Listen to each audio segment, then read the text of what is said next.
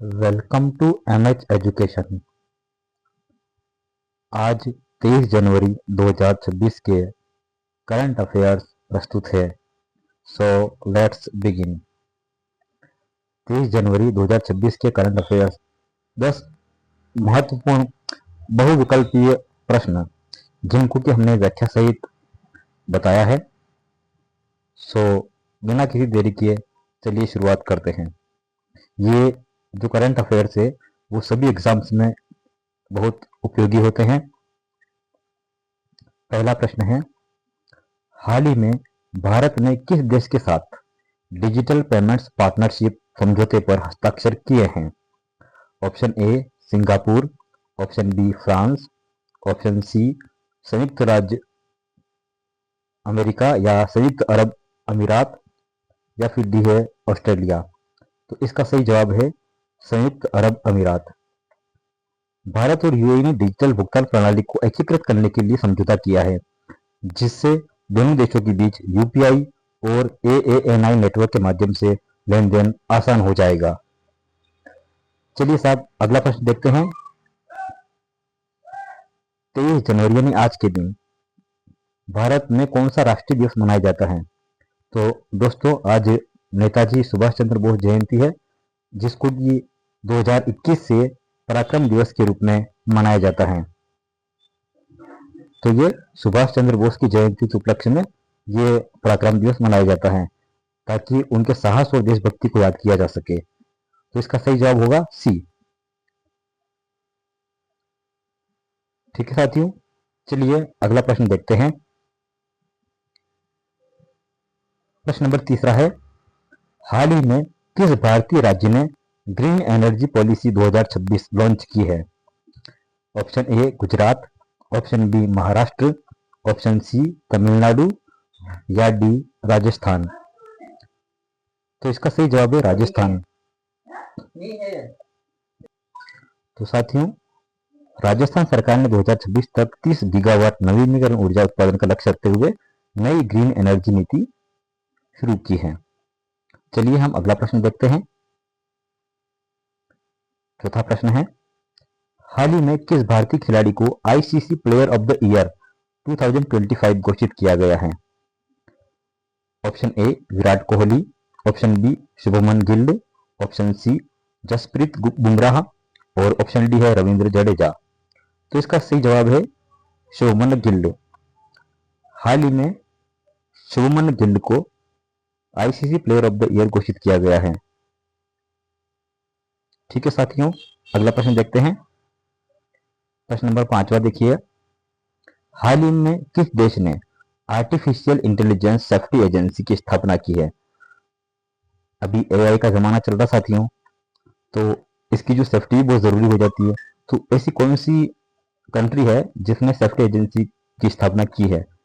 Option A America, option B Britain, option C Japan, option D Bharat.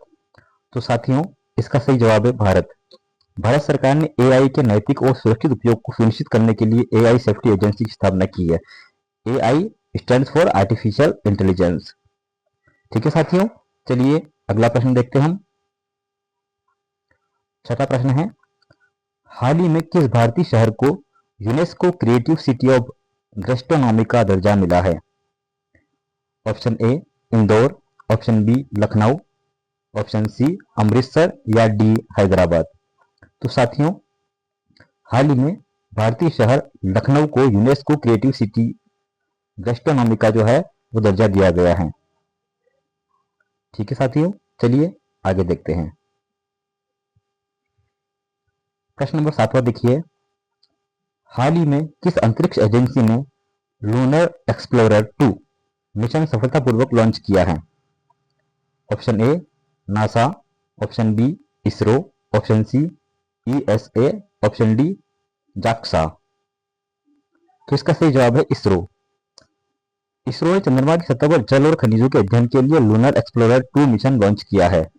ठीक है साथियों, तो आप ध्यान रखिएगा कि अंतरिक्ष एजेंसी कौन सी है जिसने कि लूनर एक्सप्लोरर 2 मिशन को सफलतापूर्वक लॉन्च किया है?